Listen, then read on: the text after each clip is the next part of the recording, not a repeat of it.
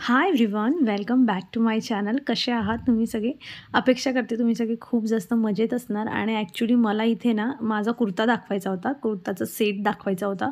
पण पियाची ही एक पॅन्ट होती छोटी, ती आली होती आणि ती हट्ट करत होती की मलाही माझ्या ज्या आहे पॅन्टचा अनबॉक्सिंग व्हिडिओ करायचा आहे आणि म्हणून ती इथे घेऊन बसलेली आहे. म्हटलं चला 1 मिनटं तिचाही टाकूयात व्हिडिओमध्ये, कारण ती बघते माझे व्हिडिओ, त्यामुळे मी खोटं नाही बोलू शकत तिच्यासोबत की मी टाकलं आहे अँड ऑल असं. सो तुम्ही पॅन्ट बघू शकता. तर मी पहिल्यांदा आहे ना जिओ मार्टवरून कपडे ट्राय केलेले आहेत. अदरवाईज मी ग्रॉसरी तर मागवतच असते आठवड्यातून 2 वेळा 3 वेळा, पण मी कपडे ह्यावेळेस जे आहे ते मागवले आहेत. आणि पॅन्टची क्वालिटी खूप छान आहे. याची लिंकही तुम्हाला मी देऊन देईल. आता समर येत आहेत, सो शॉर्ट्स पॅन्ट्स वगैरे तर आता मुलांना लागतीलच. आणि त्यांच्याकडे खूप चांगले चांगले कलेक्शन आहे जे आजिओमध्ये असतं ना, सेम आजिओचे कपडे इथे अवेलेबल आहेत.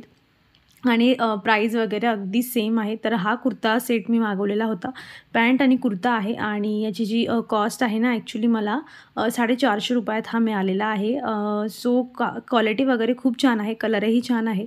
सो म्हणून मी डिसाईड केलं की याला ठेवूयात असं. तर मी याचीही लिंक तुम्हाला देऊन देईल. आणि खूप छान आहे. जर तुम्ही म्हणजे तुम्हाला फटक्यात जर डिलिव्हरी पाहिजे असेल ना, आजिओला काय होतं की थोडे 3-4 दिवस एक्स्ट्रा लागतात असं मला वाटतं. कारण मी एक्सपिरियन्स घेतला. जिओवाले काय करतात तर की पटापट जे आहे एक करून तुमचे प्रोडक्ट जसे जसे अवेलेबल झाले तसे तसे ते पटापट पाठवतात. आणि मला अगदी हा कुर्ता तर म्हणजे 2 दिवसाच्या आतच मिळालेला कुर्ता आणि ही पॅन्ट. अजून 1-2 गोष्टी मागवल्या आहेत, ते यायच्या आहेत. येणाऱ्या व्हिडिओमध्ये मी तुमच्यासोबत शेअर करेल. याची लिंक जी आहे मी तुम्हाला डिस्क्रिप्शनमध्ये दिलेली आहे.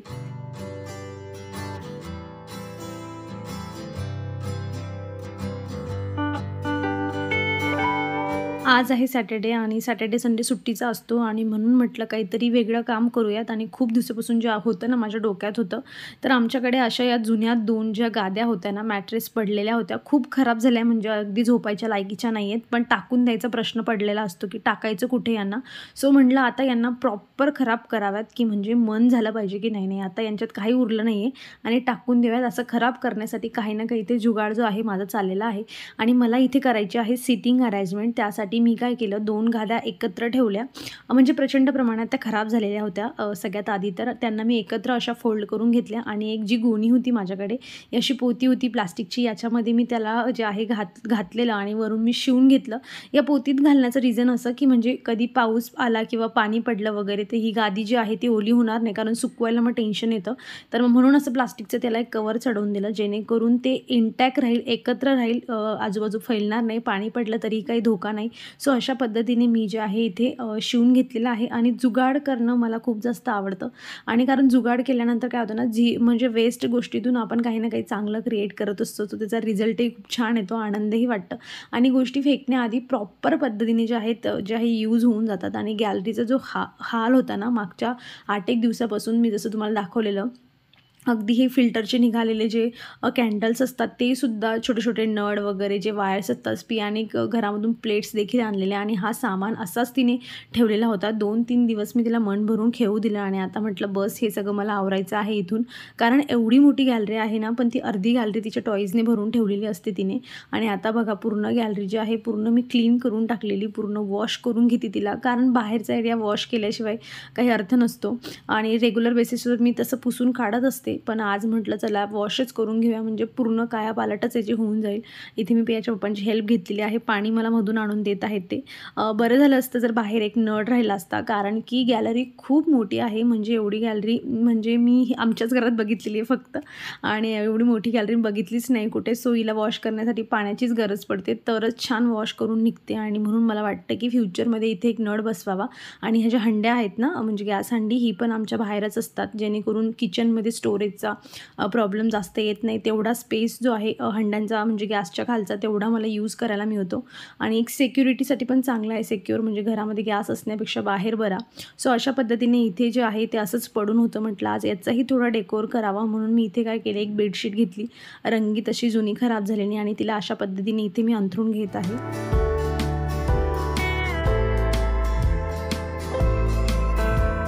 एका टेबलासारखा इथे लूक आलेला आहे महत्त्वाचं. आणि काय झालं आहे ना, म्हणजे असं कुणाला वाटणार नाही कोणी आलं पण घरी ते याच्या खाली हंड्या असतील म्हणून गॅसच्या ठेवलेल्या, तर त्या लपवून ठेवलेल्या आहेत मी इथे आणि एक टेबलासारखं छान लूक असं इथे आलेलं आहे. लकीली माझ्याकडे ते वरचं प्लायवूड होतं आणि त्याच्यावर असं ठेवून मस्त प्लांट्स ठेवलेले आहेत, कारण की आता खूप जास्त ऊन पडणार आहे. त्यामुळे प्लांट्स जे आहेत, बरेच प्लांट्स माझ्याकडे उन्हातले नाही आहेत, तर त्यांनाही ठेवायला मला जागा मिळालेली आहे. आणि जे मी ती मॅट्रेस होते ना सगळे एकत्र केलेले, ते असे इथे ठेवलेले आहे. आणि बघा ही माझ्याकडे एक रग होता, हा पण मी इथे छान अंथरून घेतलेला आहे. आणि म्हणजे एक नॉर्मल बसायला, चहा प्यायला किंवा वाटलं 2 मिनटं मस्त बसून गप्पा माराव्या तर एक बसायला जागा पण इथे क्रिएट होईल. जोवर माझ्या डोक्यात तर भरपूर काही प्लॅन्स आहेत की इथे काय काय करायचं आहे, पण तोवर ते असंच जागा रिकामा ठेवण्यापेक्षा आणि गोष्टी फेकून देण्यापेक्षा कधीही त्यांना वेगवेगळ्या पद्धतीने यूज केलेलं कधीही बरं असतं. सो एक नॉर्मल मी इथे जे आहे सिटिंग अरेंजमेंट केलेली आहे. मागे मी थोडंसं डेकोर केलं होतं वॉलचं, तेही तुमच्यासोबत शेअर केलेलंच होतं. आणि इथे मी 2 पिलो ठेवत आहे आणि बसल्यावर प्रचंड छान वाटते इथे. आणि ऊन नसतं, म्हणजे सकाळचं ऊन असतं ह्या बाल्कनीमध्ये. सो दिवसभर खूप शांतता असते आणि मस्त वाटत असतं. तुम्ही बघू शकता तेवढा ह्याचा लूक अजून बरंच पुढे मला हळूहळू डेकोर करायचं आहे. तुमच्यासोबत मी शेअर करणारच आहे. ती वॉल मला पूर्ण डेकोर करून घ्यायची आहे मागची, पण सध्या तरी असं दिसतंय.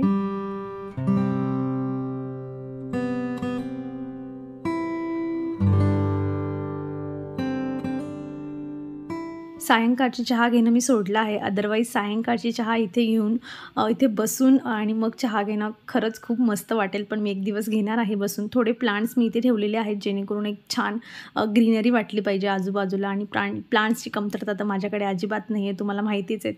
भरभरून प्लांट्स आहेत. सो मी कितीही ठेवले तरीही मला उरून पुरून पुरणार आहेत सगळे. आणि खूप छान वाटतं. अशी छोटासा स्पेस क्रिएट केला एक वेगळा, तर मज्जा येत असते घरात.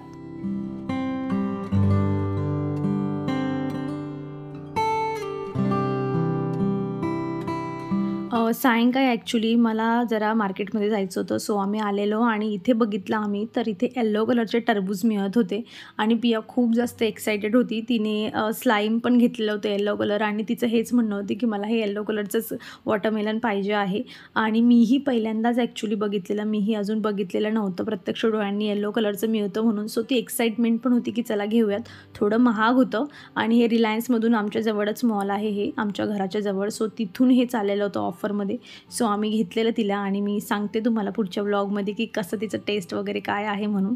आणि मला घ्यायचं होतं ॲक्च्युली नारळ. हे बघा नारळ घ्यायला आली आणि काय काय गोष्टी घेऊन जात आहोत आम्ही.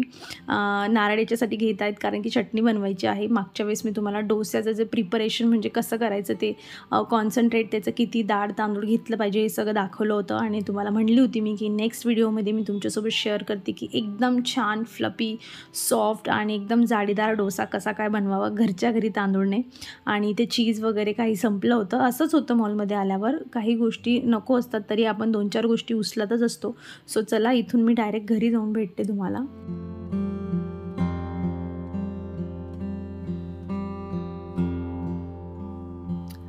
अगदी म्हणजे पूर्ण मार्केटमधलं जसं पॅकेटमध्ये मिळतं ना तुम्हाला डोस्याचं बॅटर, अगदी तसंच आहे आणि घरच्या तांदूळपासून बनलं आहे. आणि महत्त्वाचं म्हणजे जे रेशनचे तांदूळ असतात ज्याला आपण म्हणतो, जे अत्यंत म्हणजे स्वस्त मिळत असतात 20, 25, 30 रुपये किलो, तसे हे तांदूळ आहेत. अगदी भारीतले तांदूळ अजिबात नाही घ्यायचे. फक्त जे कॉन्सन्ट्रेट कसं कसं घ्यायचं हे मी तुम्हाला दाखवलं होतं ना, तेवढी गोष्ट फक्त लक्षात ठेवा की काय कसं किती घ्यायचं आहे. आणि तुम्ही याची जाडी बघू शकतात, अगदी त्याची प्लेटसुद्धा खूप वर आलेली होती, एवढं त्याला फ्लफी झालेलं आहे हे. आणि जे प्रमाण होतं ते तर मी तुम्हाला सांगितलंच आहे. फक्त गोष्ट काय करायची ना, आपण मेथीदाणे टाकत नाही. सो मेथीदाणे थोडे टाकायचे त्याच्यामध्ये भिजवताना. आणि मी याला वाटून घेतलेलं होतं आज सकाळी आणि बस वाटल्यानंतर मी असं ठेवलेलं आहे. मीठ वगैरे काहीही घातलेलं नव्हतं. आणि हे तुम्ही बघू शकतात, अगदी मार्केटमधून घ्यायची गरज नाही, कारण कितीही म्हणलं मार्केटमधलं की ते खूप जुनं असतं. आणि त्यामध्ये ते जरी म्हणतात की प्रिझर्वेटिव्ह नाही आहे, पण असतंच प्रिझर्वेटिव्ह, म्हणूनच ते 8-8, 10-10 दिवस टिकत असतं. आणि त्यांची जी एक्सपायरी डेट असते ती 1 महिन्यापर्यंत असते. सो तुम्ही याचा विचार करू शकतात की काही ना काही तर असेल ना म्हणून ते महिनाभर टिकतं आहे. नाहीतर हेच पीठ तुम्ही आपलं फ्रीजमध्ये ठेवून बघा, महिनाभर नाही टिकत, ते स्मेल यायला लागतो त्याला. त्यांचा का नाही येत, विचार करण्यासारखी गोष्ट आहे. याच्यामध्ये मी वरून मीठ घालते आहे आणि जसं तुम्हाला कन्सिस्टन्सी पाहिजे आहे ना, म्हणजे तुम्हाला जर इडली बनवायची असेल तर मग थिक बॅटर लागेल, तर पाणी कमी मिसळायचं.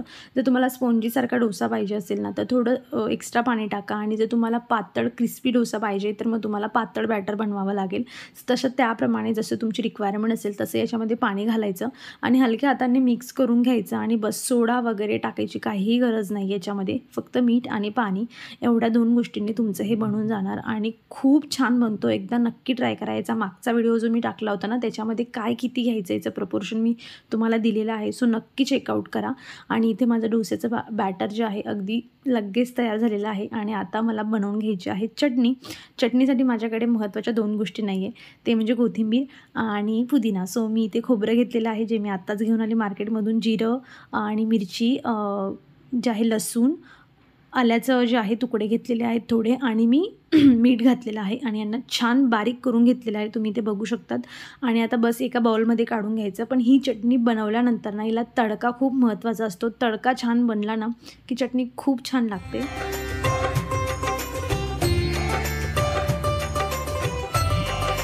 तडक्यासाठी मी इथे तेल तापवत ठेवलेलं आहे एका छोट्या पॅनमध्ये आणि तेल तुम्ही मस्टर्ड ऑइल जरी घेतलं तरी चालतं आहे आणि नॉर्मल ऑइल घेत नसेल तुमच्याकडे मस्टर्ड ऑइल तर म्हणजे कच्ची घाणीचं तेल, तर तुम्ही नॉर्मल तेल घेऊ शकतात.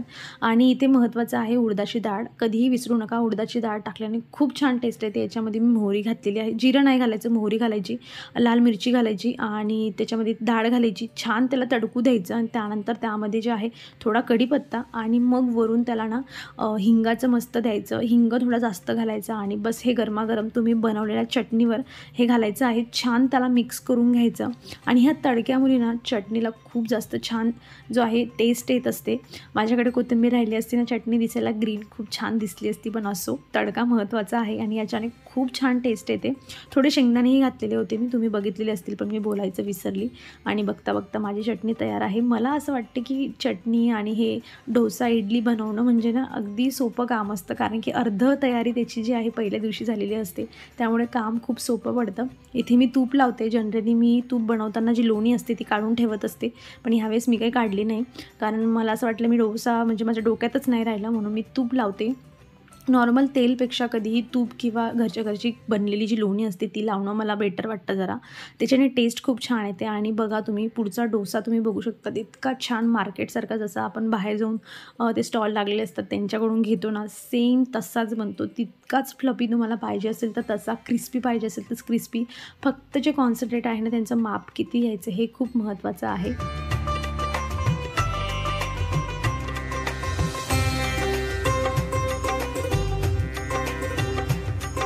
आणि हो, बऱ्याच वेळा काय होतं ना, की आपल्याला म्हणजे रेशनचे तांदूळ हे मिळतीलच असं नाही आहे.